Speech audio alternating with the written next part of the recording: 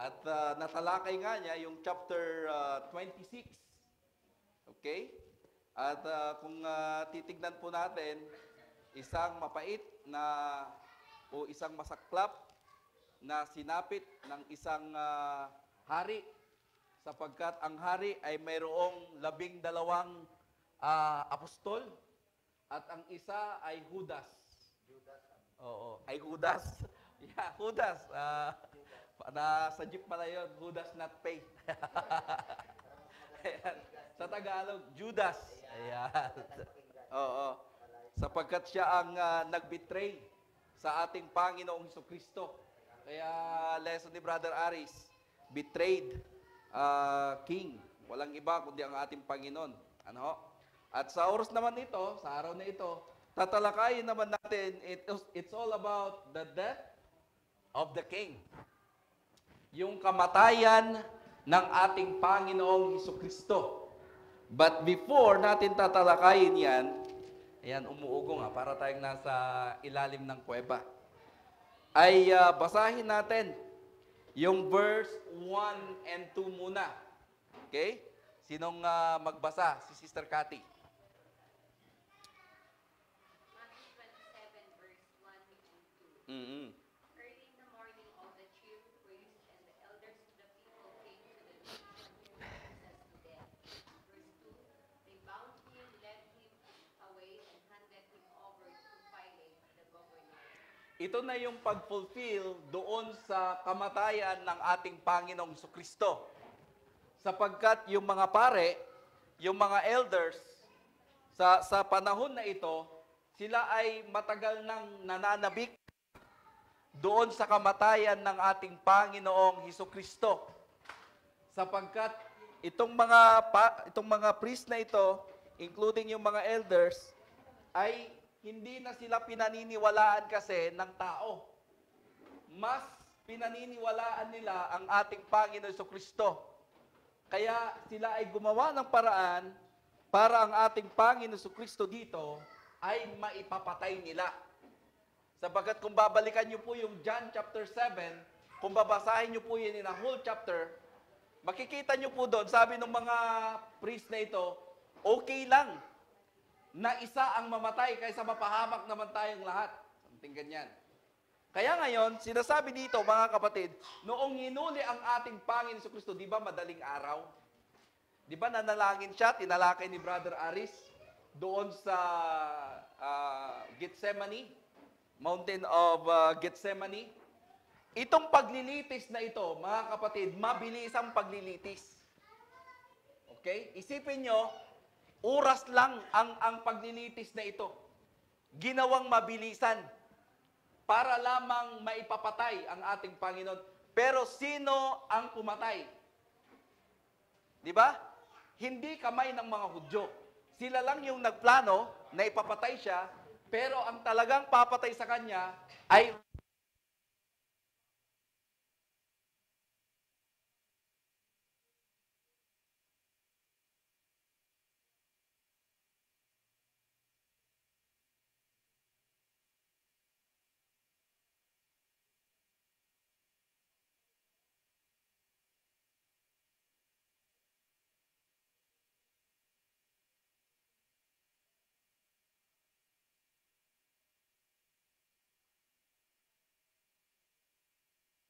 hanggang 3 hours pa siya na nakalambitin.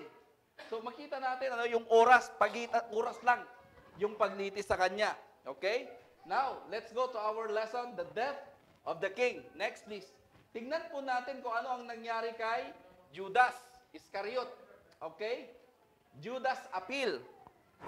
Di ba nung nakita ngayon ni Judas yung kalunos-lunos na kalagayan ng ating Panginoong Hesukristo. Remember, si Judas, ilang taong kasama niya si Kristo?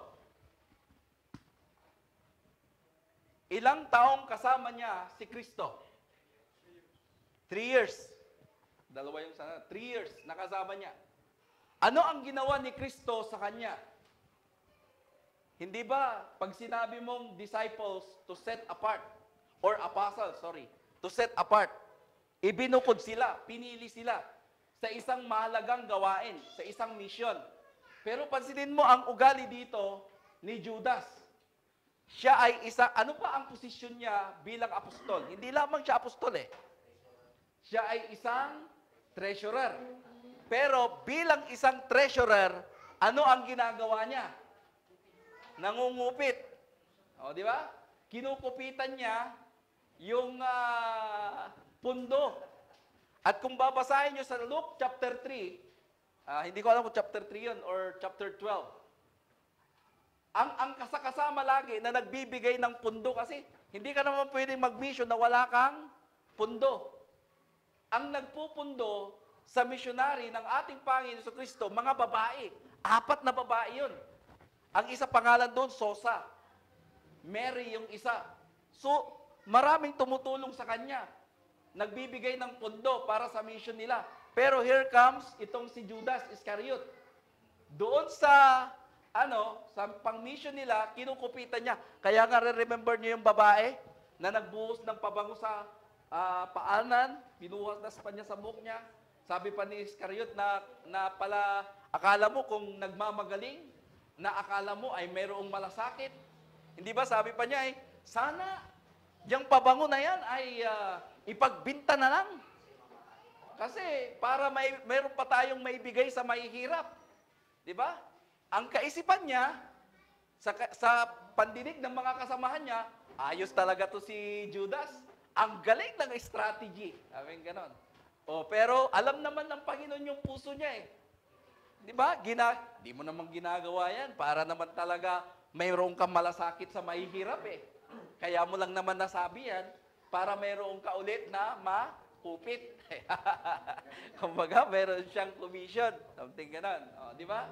Kaya dito, mga kapatid, sa idea pa dito na ipinagkanulo ang ating Panginoon, sa kaisipan ni Judas dito, parang okay lang na ipagkanulo ko ito kasi alam ko naman palalayain din ito.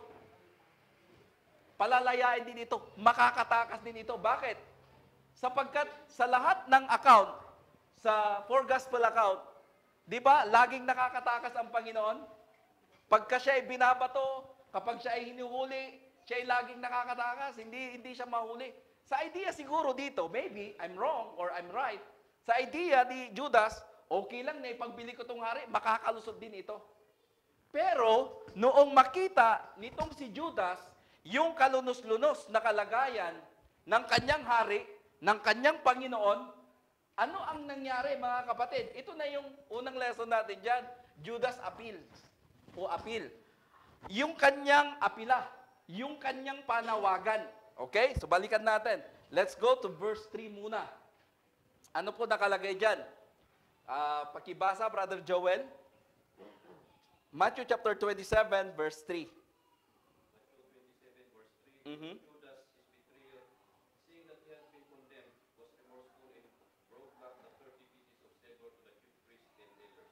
Noong nakita at nalaman ni Judas Iscariot na ang ating Panginoong Hesukristo ay condemn. Pag sinabing condemn, pinatawan na siya ng parusang kamatayan. Anong nangyari? Di ba? Nabagabag yung kanyang damdamin. Di ba? Bakit? Nakasama niya ng 3 taon ng Panginoon na walang ginawang masama ang Panginoon at ito ay binitray niya is because of greediness and covetousness. Bakit? Nasilaw siya sa pera eh. Di ba? Dinalakay ni Brother Aris. Pag sinabi natin na 30 pieces of silver coin, ito ay isang halaga ng isang servant. Ito ay isang halaga ng isang manggagawa pag binili ka. Ganun noon eh. Binibili yung manggagawa in a whole life. Pero meron lamang taon na pwede siyang maglingkod sa iyo. Kaya nga meron tinatawag na Jubilee years. Doon sa Jubilee years, saka na lamang palalayain yung servant na binili mo. Hindi mo na siya pag-aari. Ganon. Pero kung may mga anak siya sa iyo, pag-aari mo pa rin yun. Di ba ganon kahirap noon eh. Kaya ngayon, mapalad yung mga servant. Bakit? May SSS, may pag-ibig, may bonus, may 13-month pay. So mas mainam yung mga servant ngayon. At kung minsan, sila pa yung nag-aastang parang bossing. Di ba? Kaya dito, mga kapatid, nakita po natin na ibinalik ngayon ni Judas yung kinuha niya na pera. Dahil hindi na niya ma-attempt yung nangyari sa ating Panginoong Kristo. Pero, ano ang sabi niya? Next, please. Tignan natin yung verse 4. Basahin natin yung verse 4. Okay? Sino namang magbasa? Brother Fred. Verse 4, Mm-hmm. I have sinned, he said, for I have betrayed innocent blood. What is that to us? He replied, that's Diba? your responsibility. Di ba? Anong sabi ngayon?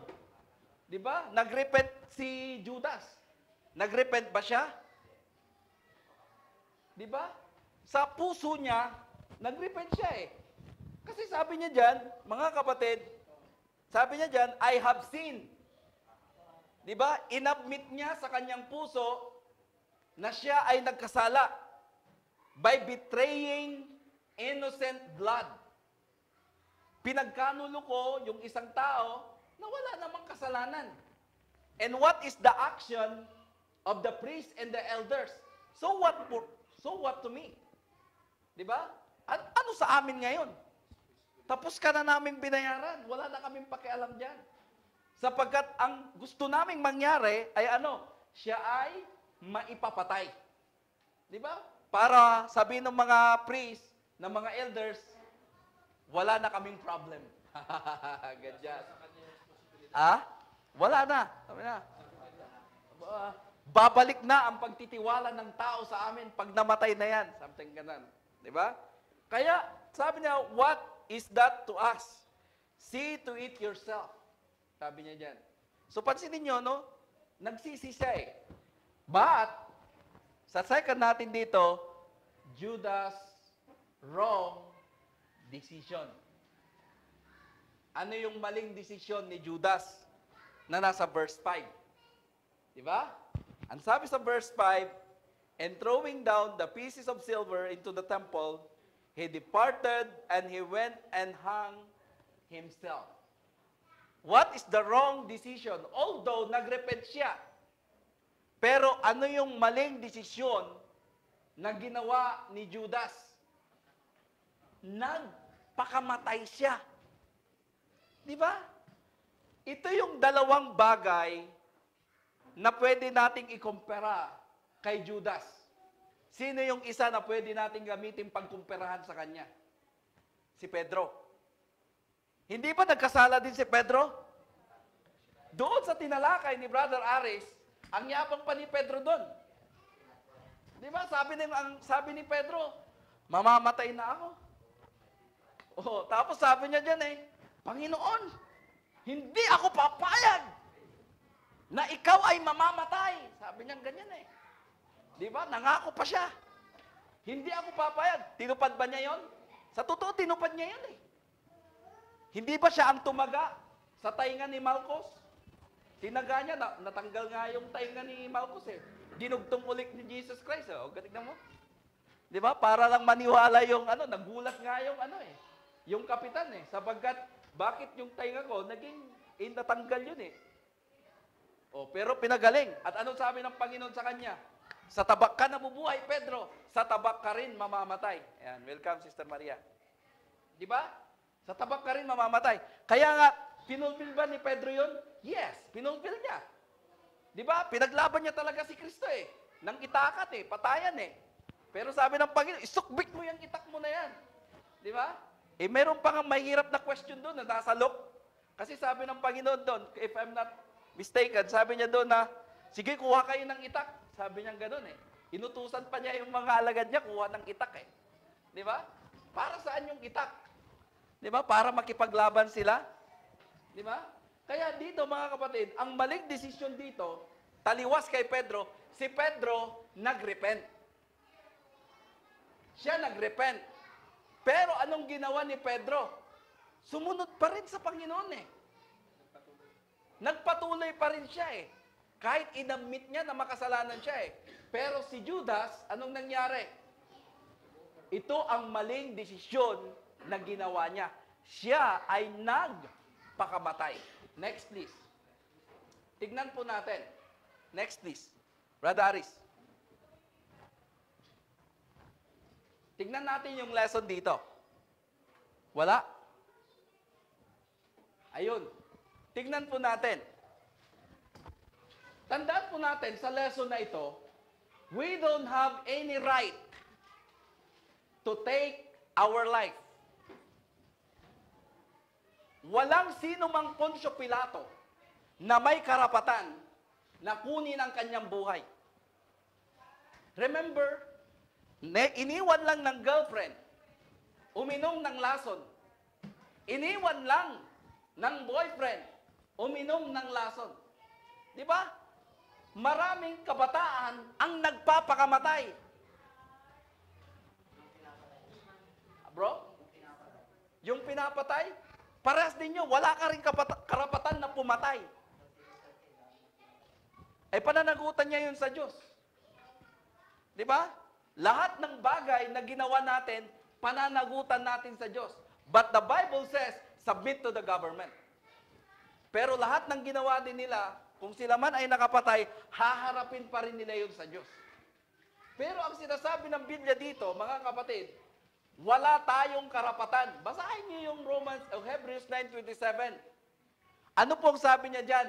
After death, there is judgment. Sino ba ang nagbigay ng buhay? Sige nga. Hindi ba ang Diyos? Kung ang Diyos ang nagbigay ng buhay na ito, meron ba tayong karapatan na kunin ang buhay natin? Yung mga taong nagpapangamatay, wala kasi silang knowledge sa salita ng Diyos at wala kasi silang takot sa Diyos. Pero kung meron silang takot sa Diyos, kaya ba nilang gawin yon? Kaya nga, di ba, may mga taong very emo. Di ba, yung mga black dito, mga emo yun.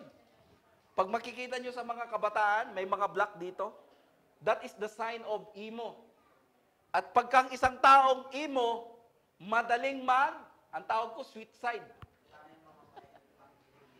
Ah? Puyat yun, bro. Puyat yun. Ay bag. Oo. Kaya, dito mga kapatid, sa lesson na ito, walang sino mang karapatan na ang isang tao kunin niya ang kanyang buhay. Hindi ba? Ito yung nga yung regalo ng Diyos eh. Di ba? Regalo ng Diyos na ikaw ay lalaki, ikaw babae, hindi mo pinili yun eh. Ang Diyos ang nagbigay nun eh. Tapos ngayon, bigla mo lang kukunin ang buhay mo? No.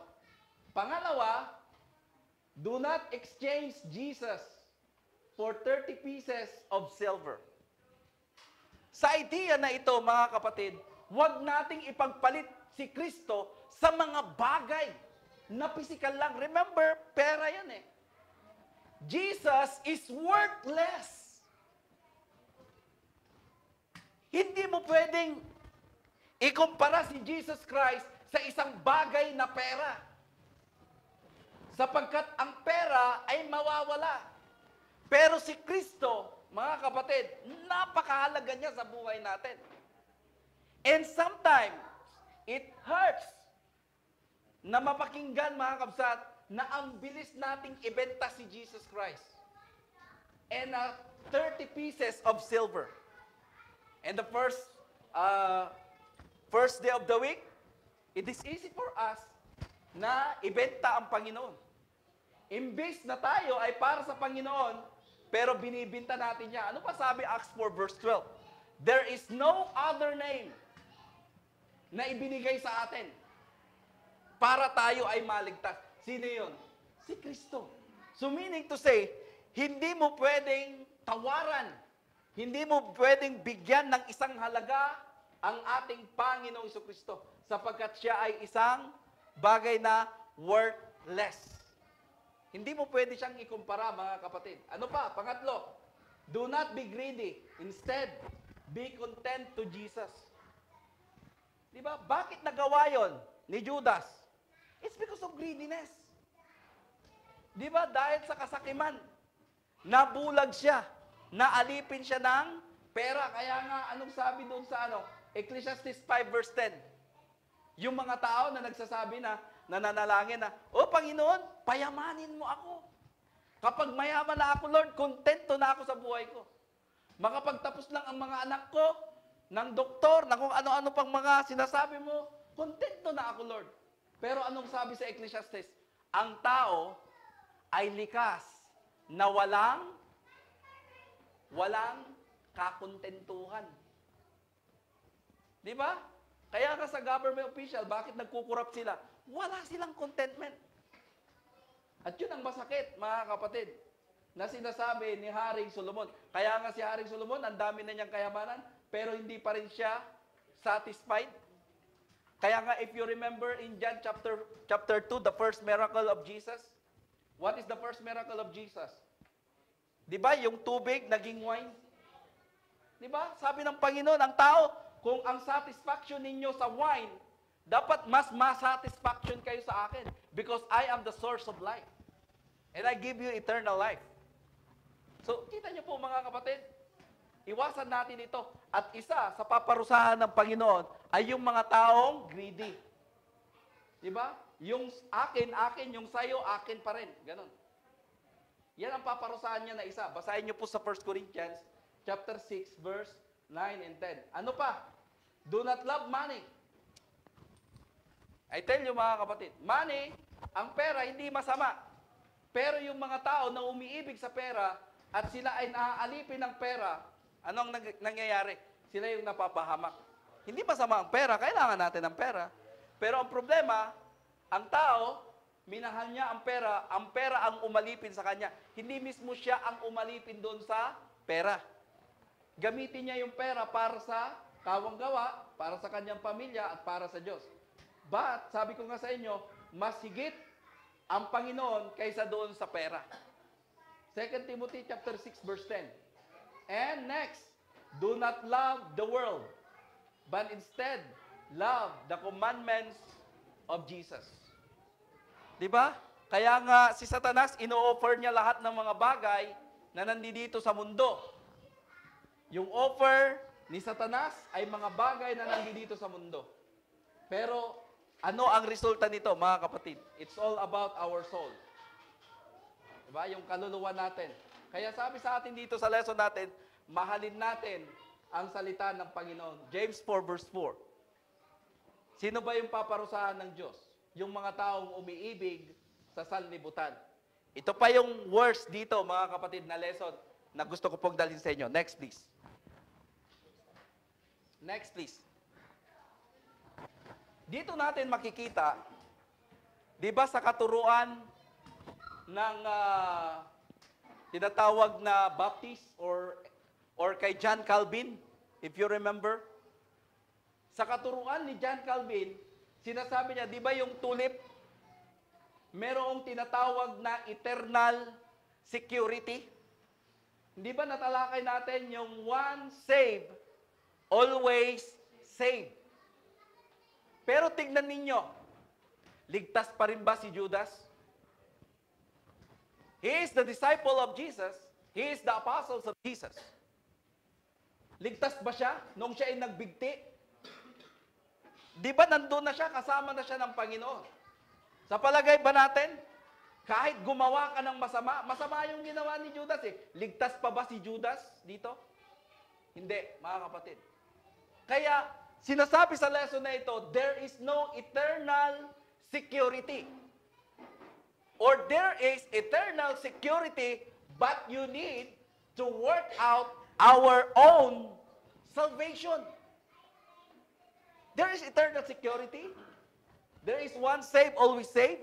If we need to work out our own salvation. Kinakailangan magpatuloy tayo. E paano kung hindi ka magpatuloy? Remember, sabi sa 1 or 2 Peter chapter 2, verse 22, anong nakalagay po doon? Kung ang isang tao, sabi niya diyon, inalintulad siya sa isang aso at inalintulad siya sa isang baboy. Na kapag siya ay bumalik, sabi niya diyan, anong mangyayari? 'Di ba? Backslide. Maliligtas pa ba siya, mga kapatid?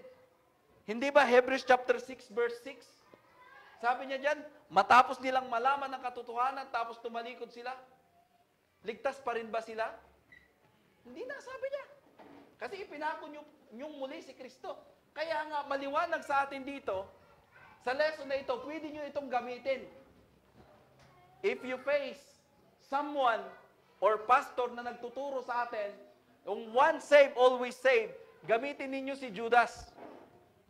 Di ba? Bakit? Pinili siya ng Panginoon eh. O ligtas pa rin ba siya? Remember, may mga katuroang ganon. Ang sabi nila, si Judas ligtas pa rin. Ginamit lang siya as instrument. Pero no, walang ganon. Sapagkat ang salita ng Panginoon, sana, Judas Iscariot, hindi ka na ipinanganak. Kaya pinili ng ating Panginoong si Judas, sapagkat yun ang ugali niya eh. Pero ano ang gustong mangyari ng Panginoon? Hindi ba para turuan siya? Pero makita natin yung freedom of choice. Wrong decision, wrong choice ng isang tao. Kaya nga ang tao rin ang pumipili ng kanyang destinasyon. Di ba? Ang gusto ng Diyos, mapabuti tayo. Pero ang gusto ng tao, mapahamak siya. At ang laging iniisip ng tao, siya ang tama. Pero mas mainam pa rin ang plano ng Diyos. Mas tama pa rin ang Diyos. Kaya, we need to work out. We need to remember this verse. Philippians chapter 2, verse 12. We need to work out our own. Di ba? Isa-isa tayo. Nahaharap kay Kristo. Hindi pwede na mayroon ka doong backer. Di ba, pagpapasok ka sa trabaho, para makuha kang madali, mayroon kang backer. Oy, mahusay yan. Kunin mo agad. Dito mga kapatid, pag harap natin kay Kristo, isa-isa tayong haharap sa Kanya. Wala kang backer sa likod. Kaya nga sa 2 Corinthians 5:10, bawat isa sa atin ay haharap sa Kanya. At ano sabi doon? Paparusahan ng Panginoon yung mga tao na hindi tumalima sa Kanya. That's why we need to work. Pag sinabi nating work, that is not a meritorious work. Hindi yung sabihin mo, ginawa ko ito kaya ako naligtas, no? Di ba? Ito ay ginawa ng Diyos sa atin, na matagal na niyang ginawa, na pinapagawa sa atin, at yun ang dapat natin gawin. And we need to continue to serve God, and we need to work out our own salvation. Kung itutuloy mo pa yun, sabi doon, with fear and trembling. Nasa verse 14, basahin niyo po doon. Do without murmuring and complaining, sabi niya doon. So, we need to work out, mga kapatid. Next, please. May questions dito, mga kapatid? Merong question sa lesson natin about Judas? Wala? Brother Joel? Wala? Okay, let's move, mga kapatid. Pangalawa, Jesus before Pilate. Di ba? Next, please. Tingnan natin. Sino ba ito si Pilate? Alright. Si Pilate, or tinawag na Pontius Pilate, or sa Tagalog, Poncio Pilato.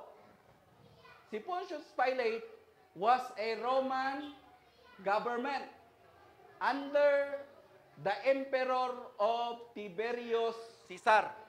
Di ba sino yung pinalitan ni Tiberius Caesar? If you go to Luke chapter 2, yung gustong papatay si Kristo, si Augustus Caesar.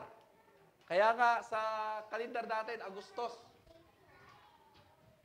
Ang pumalit sa kanya, itong si Tiberius Caesar. Nasa chapter 3 ng Luke, tignan nyo doon.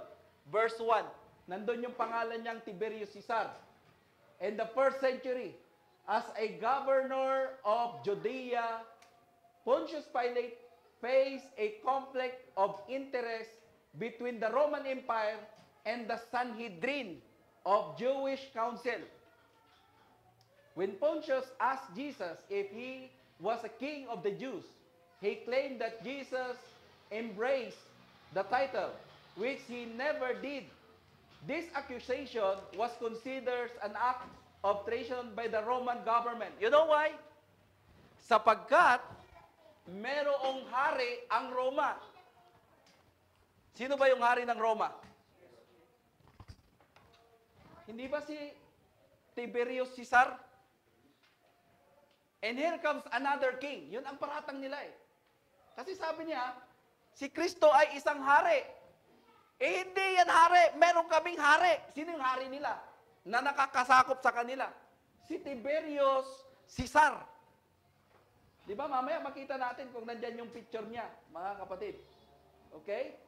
And then, this accusation was considered, according to the some source, Pontius Pilate collaborated with Jewish leaders who viewed Jesus' claim to power as a political threat in prosecuting Jesus. So makita niyo po, it's because of involvement of money. Kaya napadali yung pag-judge sa Panginoon. Lahat ng mga nandoon, binayaran ng mga priest. Binigyan ng mga pera. Kaya, kung titingnan ninyo, bakit isisigaw nila na, ang pipiliin nila mamaya, si Barnabas eh. Eh, hindi ba nila nakita yung mga bagay na ginawa ni Kristo? Nagpakain siya, nagpagaling siya. Di ba? Kaya next please, tingnan po natin. Pontius Pilate interrogate the king. Hindi ba niya in-interrogate? Hindi ba niya, di ba pagka isang tao, Brother Joel, pag may kaso, ano ang gagawin sa kanya? Di ba? Iimbestigahan para mapatunayan mo na siya ay guilty. Oh, hindi ka naman pwedeng basta-bastang sabihin mong nagnakaw yan kung wala kang ebidensya Dito rin, yung paratang ng mga Hudyo, inimbestigahan ni Pontius Pilate as a governor and not also a governor, but he is also a judge. Next please. Ano yung tanong ni Pontius Pilate? Braris, next please. Ano po yung tanong ni Pontius Pilate? In Matthew chapter 27, verse 11, and also John chapter 18, verse 33, anong tanong sa kanya? Are you the king of the Jews? Ang tanong ni Pilate sa kanya, are you the king of the Jews? Ang tanong ko ngayon sa inyo, Jesus is the king? Truly that Jesus is the king? Zechariah 9 verse 9, basa. Babae naman, si Sister Eroline. Ayan. Zechariah 9 verse 9. Tignan natin. Kasi nagtanong siya Are you the king of the Jews? Tignan natin kung anong sinasabi ng propesiya ukol sa kanya. 9.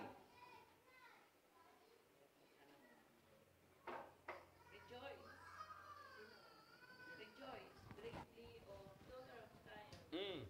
Shout, daughter of Jerusalem. See, your king comes to you, righteous and having salvation, gentle and riding on a donkey, and colt, the foal of a donkey. Anong sabi ng Panginoon doon sa tanong ni Pontius Pilate that, are you the king of the Jews? Are you the king? Ang sabi ni Kristo sa kanya, ikaw na ang nagsabi. Sapagat yun ang sinasabi ng lumang tipan, that he is the king. Kaya lang, yung hari na ito, ay, ang tingin nila, isang impostor ito. Paano ka maging hari? Anak ka lang ng karpintero. Paano ka maging hari? Ikaw ay ipinanganak sa Nazarene. Kaya may black Nazarene. Ang nangyari nasunog si Kristo doon. Umitim. So, makita natin mga kapatid.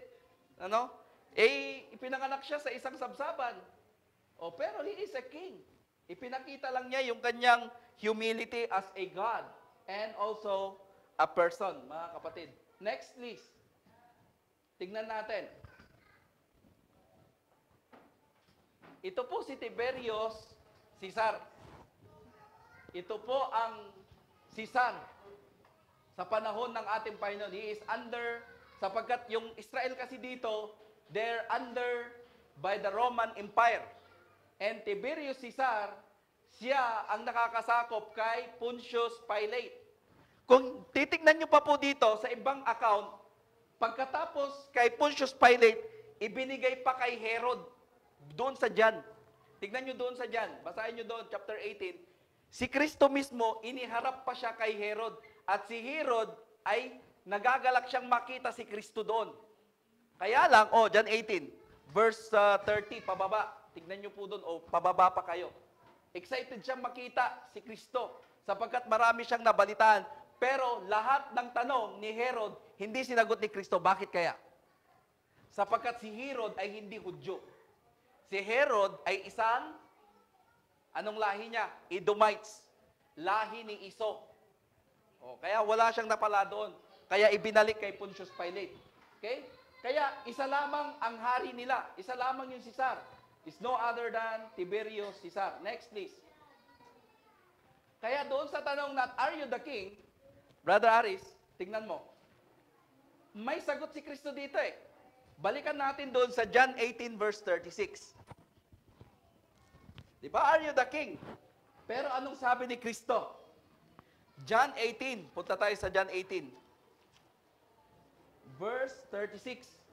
Si Brother Rico naman magbasa. Pakibasa, Brother Rico. John 18 verse 36.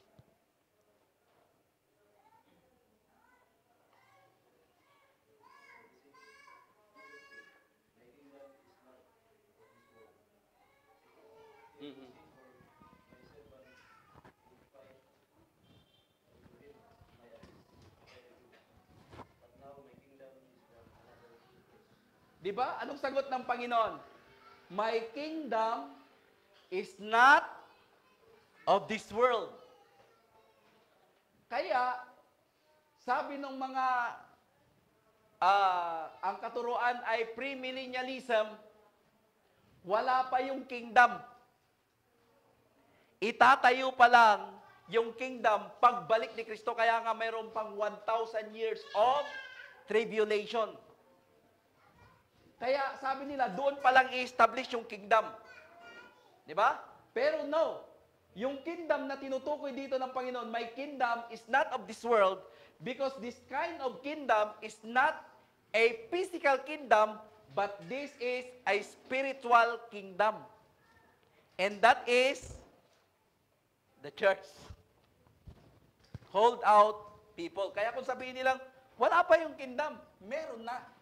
Colossians 1:13 and 1 Corinthians 15 verse 24. I-deliver na niya sa kanyang ama yung kaharian na ito, that kingdom. Kaya nga, the kingdom na tinalakay natin from the past cannot be destroyed or cannot be shaken. Next, please. Tingnan pa natin. Ano pa? Kaya, dito mga kapatid, nagtanong ngayon si Pontius Pilate. If we go to verse 37, kasi naguluhan siya eh. Hindi niya maintindihan kasi hindi naman kasi siya Hudyo. Kaya sabi pa dyan, tignan niyo po doon sa taas pa niya. Sa chapter 18, verse 35. Sabi niya, Pilate answered, am I a Jew? Sabi niya eh. Hudyo ba ako? Hindi ko maintindihan niya kasi hindi ako Hudyo. Ako isang Romano. Kaya sabi dito ng ating Panginoon, di ba? Jesus answered, for this I was born. For this I came into the world. What is the purpose? To testify the truth.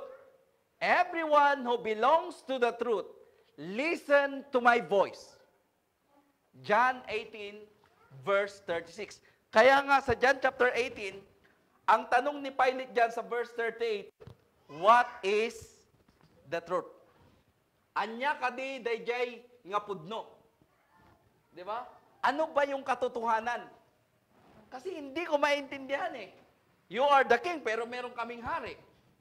Meron kang kingdom, pero sabi mo, ang kingdom mo wala naman dito sa mundo na ito. Di ba? Kaya sabi niya, ano nga ron ang katotohanan?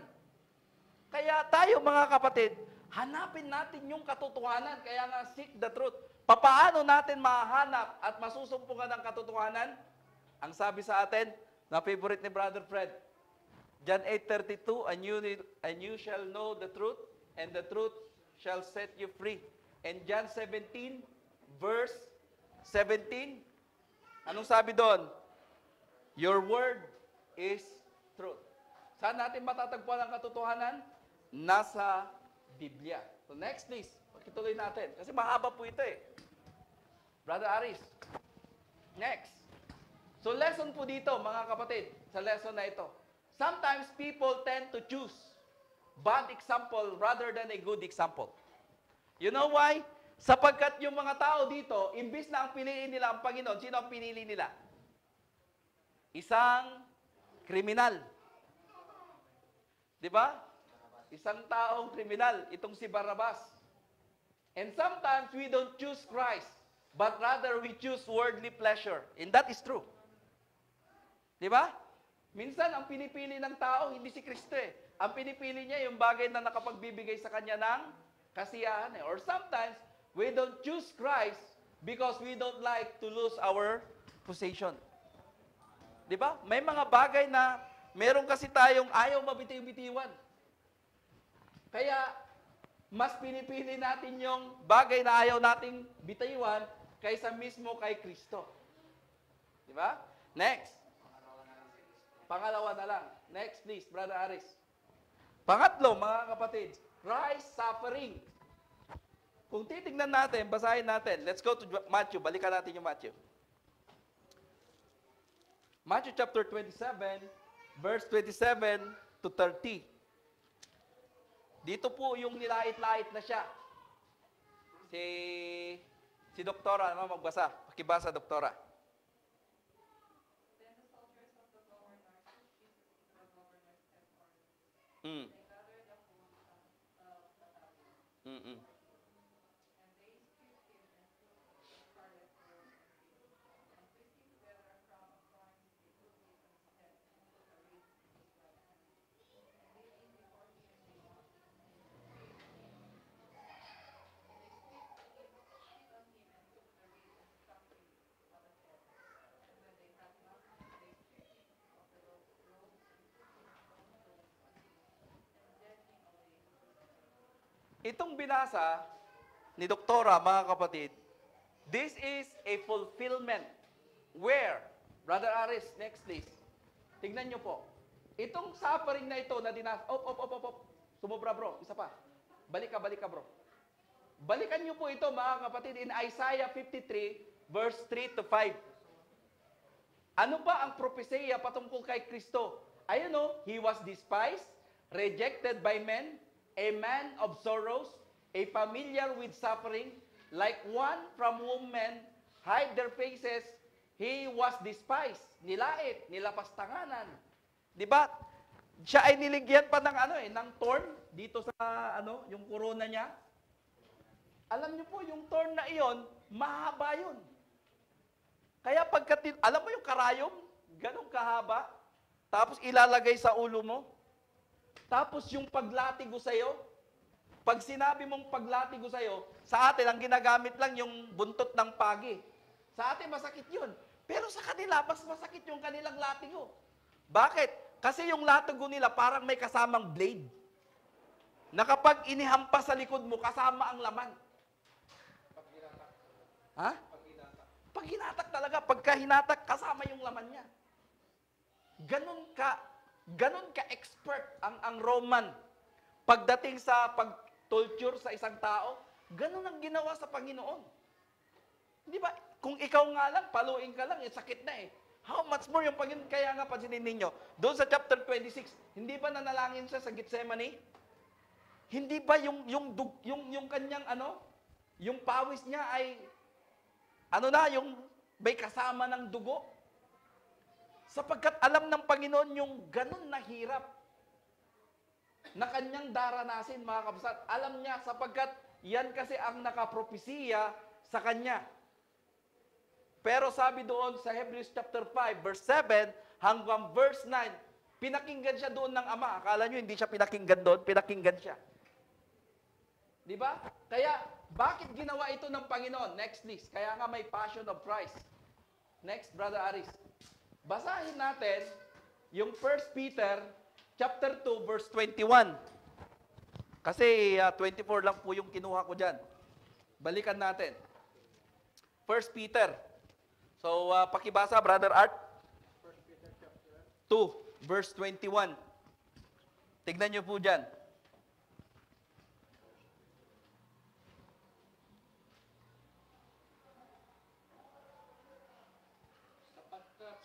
bagay kayo tinawag, kapag si Kristo man ay nagpata dahil sa inyo, Mhm. na kayo iniwanan ng halimbawa, Oo. upang kayo mga sisusunod sa mga hakbang niya. Sige pa, bro. Na siya hindi nagkasala o kinasumpungan man ng daya ng Mhm. kanyang bibig. Na nang siya'y alipustahin, ay hindi gumanti ng pag-alipusta. Oo. Nang siya'y magpatay, hindi nagpala. Hindi. Kundi Tignan nyo, ah. pinagkakilala Oo. ang kanyang sarili doon sa humahatol Mm. ng matuwid. Di ba? Pansinin nyo. Ano ang ginawa ng Panginoon dito, mga kapatid? Di ba? And He Himself bore our sins, His body. At kung titignan pa natin dito, ano ba ang dahilan ba't ginawa yun ng Panginoon? Next please, tignan nyo po ito. Kaya pala, sinasabi dito, mga kapatid, kung bakit niya ito ginawa, He taught us how to be humble. Hindi ba nagpakumbaba siya? Hindi ba natural sa tao na kapag ikaw ay sinaktan, saktan mo rin siya? Di ba? Pag ikaw ay sinuntok, Brother Joel, hindi ba meron ka ring uppercut? Oh, di ba, Brother Asti? Meron kang uppercut? Yun ang natural ng tao Pero si Jesus Christ, hindi.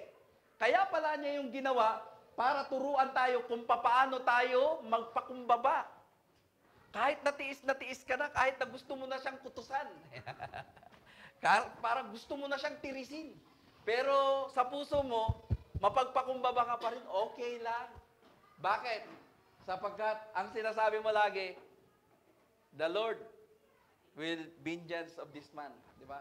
Parang sinasabi natin, the vengeance is mine. Yan ang laging nasa utak natin. Kaya parang sabi ng mga tao, mga martir ng mga Kristiyano, ganyan. Pinapatay na pero nakangiti pa rin. He taught us how we overcome trials. Hindi ba yung trials sa Kanya? Tinuruan niya tayo kung paano natin mapagtagumpayan yung mga pagsubok. At tinuruan din niya tayo kung paano natin i-conquer yung mundo na ito. Kaya nga sa next na series natin, Army of the Lord. We are all soldiers of God. We are all army of the Lord. And we are engaging war. Conquered. Kaya nga, Romans 8:37, we are more than conquerors. He taught us how we love those who persecute us. Paano mo kaya mahalin yung taong pinagwiwikaan ka ng masama? Di ba? Dito ganun ang ginawa sa Panginoon Di ba? Minura siya, hinamak siya, nilait siya, sinampal siya, dinuraan pa, at kung ano-anong mga ginawa sa kanya. Pero, anong ginawa ng Panginoon? He humbled Himself. Bakit? Tinuturuan tayo ng Panginoon kung paano mahalin yung taong nagpipersecute sa atin. Di ba? Kung ang asawa ninyo nagpipersecute sa inyo, nandyan yung turo ni Kristo. It's all about love. Kung ang mister ninyo ang nagpipersecute sa inyo, it's all about love.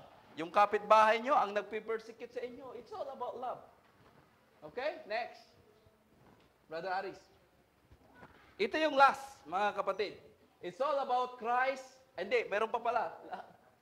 Marami ito Christ crucifixion. Di ba? Marami. Di ba? Christ crucifixion. Yung kanyang pagkapako sa krus. Next, please. Kaya, next. Brother Aris. Tignan natin. Ano yung nakalagay sa dito niya? Sa krus? Di ba? Henry? Ayan. Sabi nila daw, yung Henry, Ilocos Norte, Region 1. Yung Henry. Hindi po.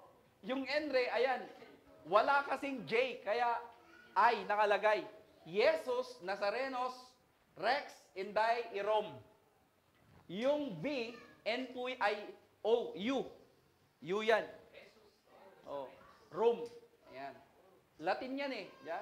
Jesus Nazarenos Rex Inday Irom.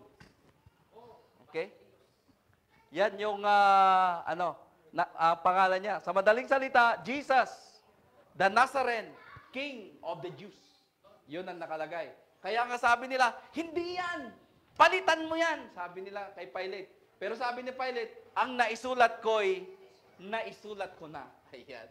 Di ba? Meron akong dignidad. Wala na. Sinulat ko na. Yes. At ano pa? Yes. Oo. Oo. Yung dos. Next. Ano pa? Meron pa dyan. Next. Ano yung sabi ng Panginoon? Balikan natin sa Matthew. Kasi, ginagamit din ito ng mga, ganyan. Hindi Diyos, si Kristo. Ganyan. Tao lang si Kristo. Bakit tao lang si Kristo? Sapagkat, anong sabi niya? Balikan natin. Matthew 27 verse 46. Anong nakalagay? Sabi niya dyan, sa verse 46, sabi niya, verse 45 muna, ituloy muna natin verse 5. Now from the 6 hours, there was darkness over all the land until the 9th hour. Yung 6 hour, mga kabsat, ang oras dyan, alas 6 ng umaga. Yung 9th hour, sa oras natin, alas 3 yun ng hapon. Iba kasi yung time nila. Yun ang ginagamit. 6 hours, gano'n. Tapos, 9 hour, alas 3 po yan. Ngayon, doon sa alas 3, anong nangyari? And about the 9th hour, Jesus cried out with a loud voice saying, Eli, Eli, lama sabatani. That is, my God, why have you forsake me? Kaya nga, sabi ng mga tao, hindi Diyos si Kristo. Sapagkat kung Diyos si Kristo, sana hindi niya sinabing, my God, why are you forsaken me? Di ba? Pero sabi naman ng isang elder, meron bang sinabi si Kristo na hindi ako Diyos? Ayan. Hindi ako Diyos? Ayan. Yan ang sinasabi naman. Dito po mga kapatid, sa account na ito, tagnaan po natin. Tanungin natin si Kristo, bakit po kaya sinabi ni Kristo yung salitang Eli, Eli, lama sabatani? Or, my God, why are you forsaken me? Sapagkat sa sitwasyon na ito, makita natin yung kalagayan ni Kristo. Na ang kalagayan ni Kristo sa punto na ito, dala-dala niya ang kasalanan ng sangkatauhan. Humiwalay sa kanya ang kanyang ama. Di ba? Ang ama ba pwede bang lumapit kung ikaw ay may kasalanan? Sa pagkakataon na ito, the relationship of God, the Father of Jesus, nawala eh. Bakit? Sapagkat ang Panginoon, dala-dala niya yung kasalanan ng sangkatauhan. It's because of us. And God demonstrate His love. Romans 5 verse 8. Isipin nyo yan, namatay si Kristo dahil lang sa atin. Sino ba tayo sa harapan ng Diyos? We are like a grass, sabi doon, para tayong mga insekto. Pero ang Diyos, mahal niya tayo. Ayaw niya tayo na maparusahan. Kaya ginawa niya ito.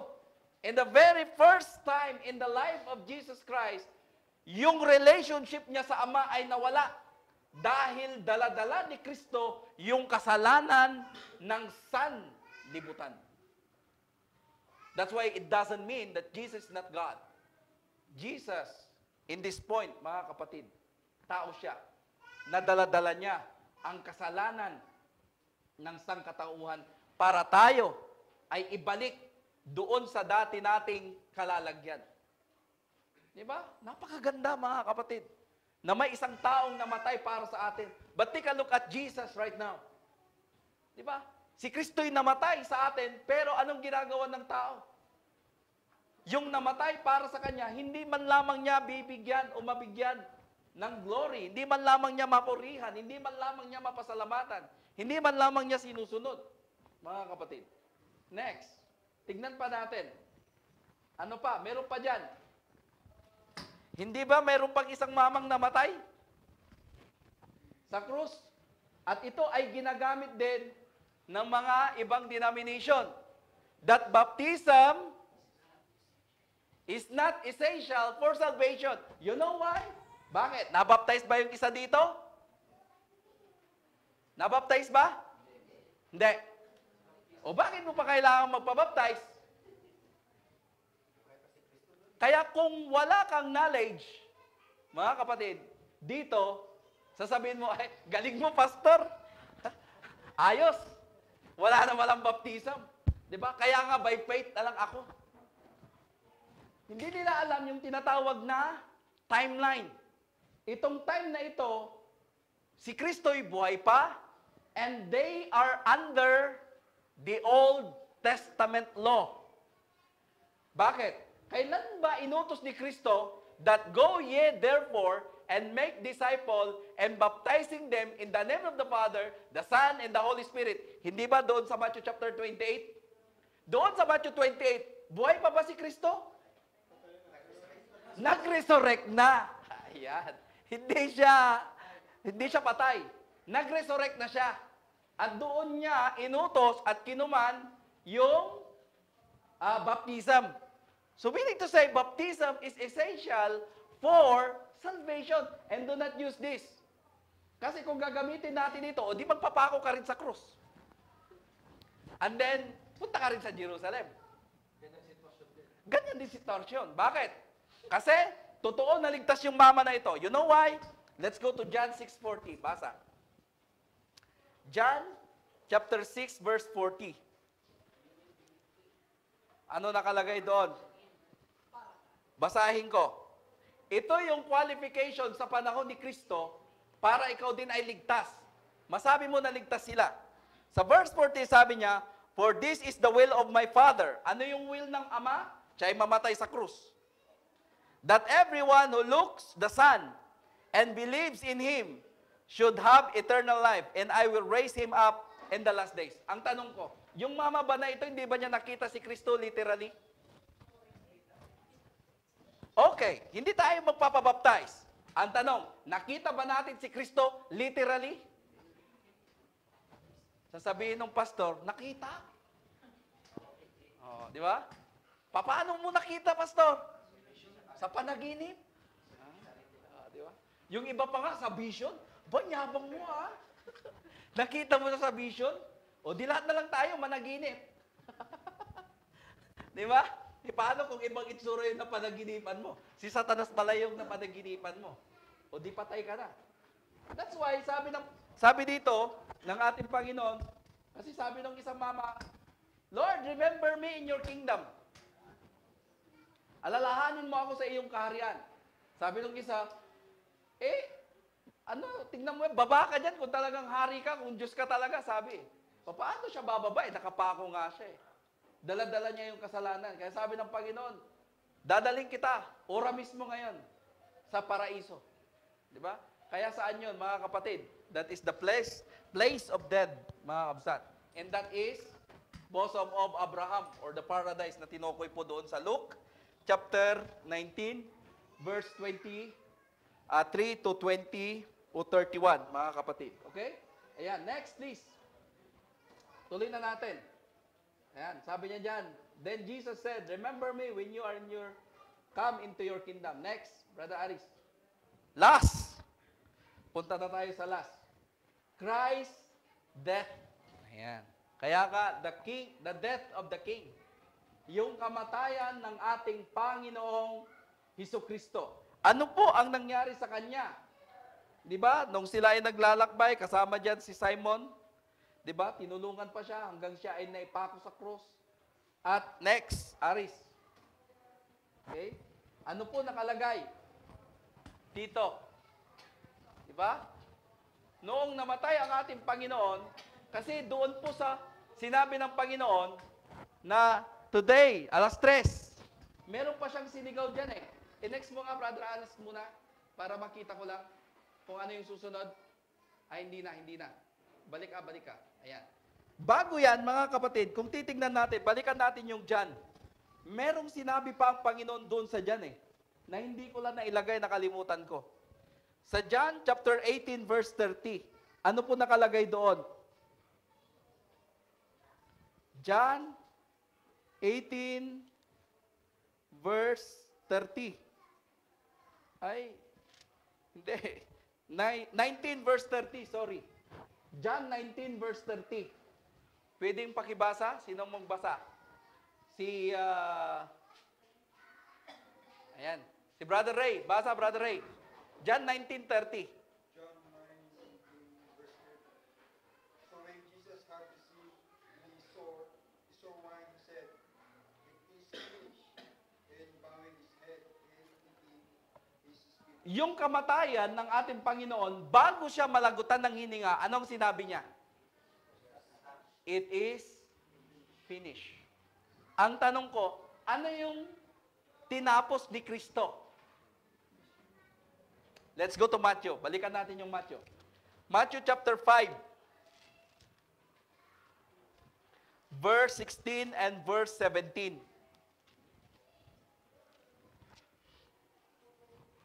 Ano nakalagay? Pwedeng, sige, Brother Art, basa. At sinabi sa kanila, nang nakakita kung paano pagkapangyari sa inalihan ng mga demonyo. Hindi po, Matthew 5 bro, 17. Matthew 5:17. At sila'y nangapagsimulang magsipamanhik sa kanya na siya umalis sa kanilang mga hanggan. Matthew 5:17 bro, check mo mabuti. Ayan, oo. Okay? So, sino na nakabuklat? Basa. Do not think that I came to destroy the law Ayun. or the prophets. Mm. I come to destroy what to fulfill. To fulfill. I will not come to destroy or to abolish the law, but to fulfill. Ang tanong ko, pinulfill ba ni Kristo? Let's go to Luke chapter 24. Kasi hindi naintindihan to ng mga alagad niya eh. Sa kaso na iyon, hindi nila naintindihan. Let's go to Luke. Ginagamit natin yung 4 gospel account. Kasi para maintindihan natin. Verse 44, basa po. Luke 24 verse 44 and verse 45. Basa, Sarina. He said to them, "This is what I told you while I was still with you. Mm. Everything must be fulfilled that is written about me in the law of Moses, Mhm. the prophets, and the Psalms." Mhm. Then he opened their minds so that they could Ayun. 'Di ba? Lahat ng naisulat. Saan? Sabi niya diyan, from the law of Moses and from the prophets and from the Psalms must be fulfilled. Kaya sabi ng ating Panginoon doon, it is finished. Kaya doon sa kamatayan ng ating Panginoon, even doon sa temple, the curtain of the sanctuary was split down in the middle, and Jesus called out with a loud voice, "Father, into your hands I entrust my spirit." And saying this, he breathed his last, mga kamsa. Kaya, pag ang tao namatay, saan pupunta ang kanyang espiritu? Sa Ama. Kaya mali yung katuruan na kapag ang tao namatay, punta agad sa langit. Yung katawan, balik sa lupa, sapagkat ang katawan nanggaling sa lupa. Yung espiritu niya, babalik sa Diyos. Saan pupunta yung kanyang kaluluwa? Sa Hades. Ayun, mga kapatid. Okay? Next. Kaya anong nangyari? Ito yung isa sa mahirap dito na question eh. At ito rin yung ginagamit ng ibang denominasyon. Let's go to verse 52. Matthew 27, verse 51, and verse 52. Father Richard, pakibasa. 27, Matthew 27. Next, ayan po mga kapatid. Anong nangyari noong siya ay nalagutan ng hininga? 51 and 52.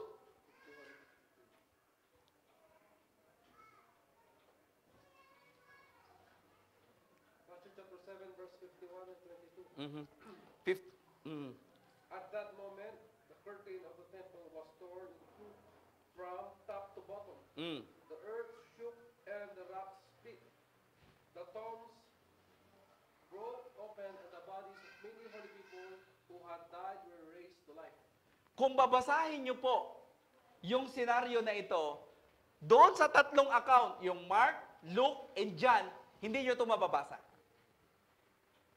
Kasi sabi niya dyan, nung nalagutan ng hininga ang ating Panginoon, yung curtain ng temple nasira, tapos sabi niya, maraming nabuhay. Bumangon mula sa mga patay. So at tanong ko sa inyo, ano ito? Is this a resurrection?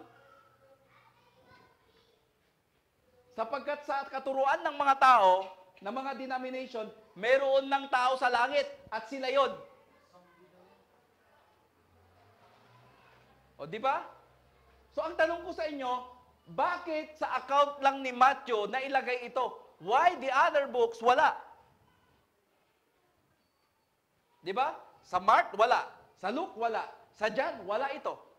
Pero bakit sa Matthew itinala ni Matthew yung buhay ng mga patay na ito? Bakit? Ang tanong ko sa inyo ngayon, bakit, mga kapatid? Brother Arnold, bakit kaya? Bakit dito lang sa account ni Matthew? Bakit sa iba wala?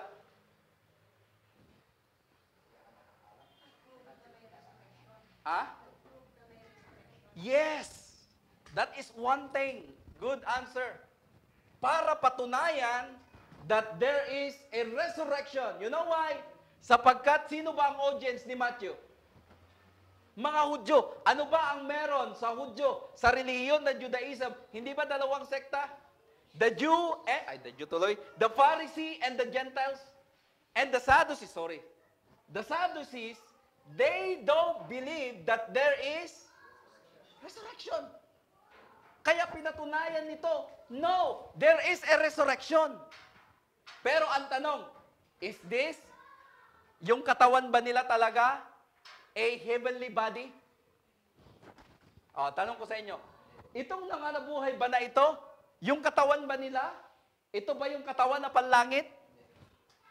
Hindi. Para itong si Lazaro. Remember si Lazaro nung siya inilibing ilang araw na? 4 days na yata. Di ba? Sabi niya, ay Panginoon, naangot ang dayjay ko Yung kapatid namin, huwag ka nang pumasok dyan. Hindi ba sabi ko sa iyo, lakasan mo ang pananampalataya mo? Anong sabi ng Panginoon sa kanya? Oy, Lazaro, lumabas ka dyan. Di ba balot na balot pa siya? Ganun po yung senaryo dito. Bakit?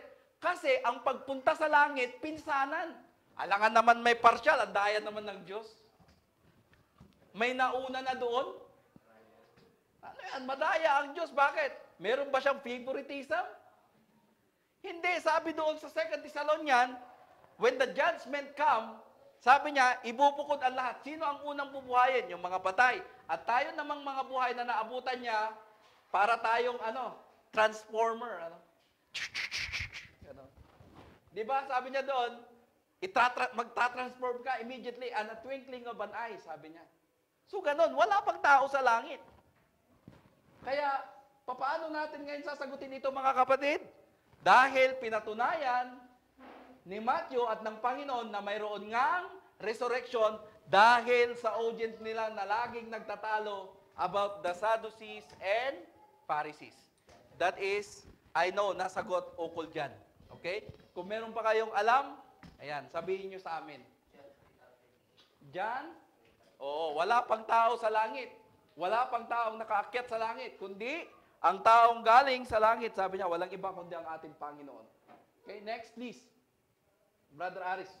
Makita pa natin dito, meron pa, bago yung lesson na yan. Balikan pa natin. Ano po ang ginawa doon? Di ba inilibing siya? Yung libingan, hindi gaya ng libingan natin. Di ba, may pansyon? Sa kanila, kuweba. At yung paglibingan kay Kristo, wala pang nailalagak doon. Binili yun ni Joseph of Arimathea yata yun . And then, ibinigay niya kay Kristo. Kasi he is also a follower of Jesus. But, tignan nyo po, nag-appeal yung mga pare. Baka nanakawin yung katawan ni Kristo ng kanyang mga alagad. Kaya, pabantayan ninyo.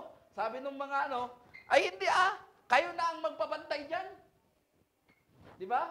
At ngayon, ano ang nangyari? Di ba? Noong doon na sa chapter 28. Makita nyo doon sa chapter 28, Anong araw siya nabuhay? First day of the week. Tapos ngayon, noong wala na yung katawan ni Kristo, anong ginawa ng mga pare?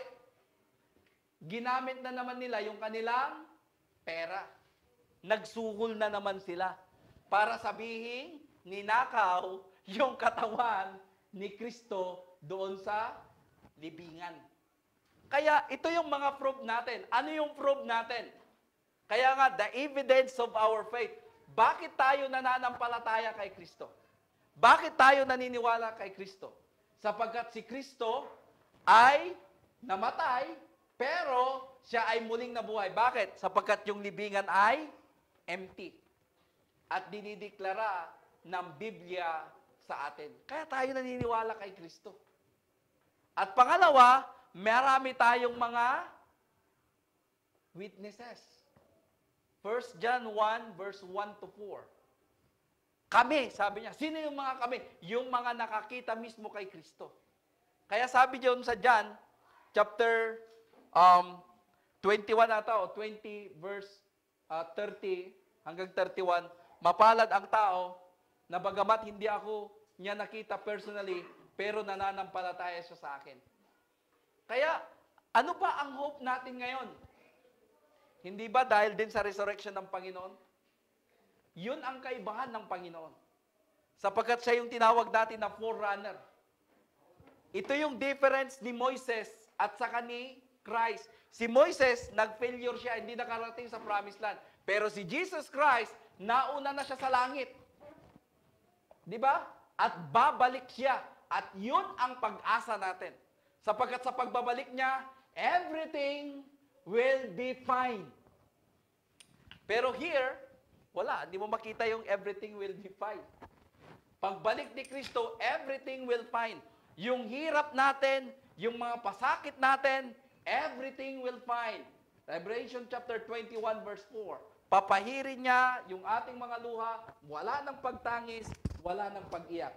That's why the lesson of this Bible study natin, He died for our sins. Namatay si Kristo dahil sa kasalanan natin. He died to show His love and His compassion. He died to establish the new covenant. He died to establish the church. He died for us to become one in His kingdom. The two ethnic group, the Jew and Gentiles, become one, and we are one in the kingdom of His Son, and that is the church. And He died because He wants us to be with Him in heaven. Kaya ka may kanta. When we all get to heaven. But my question is, paano tayo makakarating doon? Sige bro. Sa itagdag ko lang, Sige. yung kanina, yung sinabi ni Kristo, nagtanong siya na Eli, Eli, sabachthani. Diba? Lama. Sa panahon natin ngayon, kung sasagutin man ni Christ, ay ng Ama, ng Diyos, yung tanong ni Christ, na tayong audience ngayon, yan yung sagot. Yan yung sagot. Na He died for us para dahil sa kasalanan natin. Hindi ko siya tayo. He died because He wants us to be with Him in heaven. Kaya yun ang sagot, kung sasagutin ng Ama, yun ay kasagutan niya. Kaya siya namatay sa krus. Kaya siya pinabayaan mamatay sa krus. Yeah. Dahil para sa ating kaligtasan. Okay, salamat brother. So may question pa po? Other karagdagan, addition, subtraction, against? Ayan. So happy Lord's Day po sa ating lahat mga kapatid. Brother,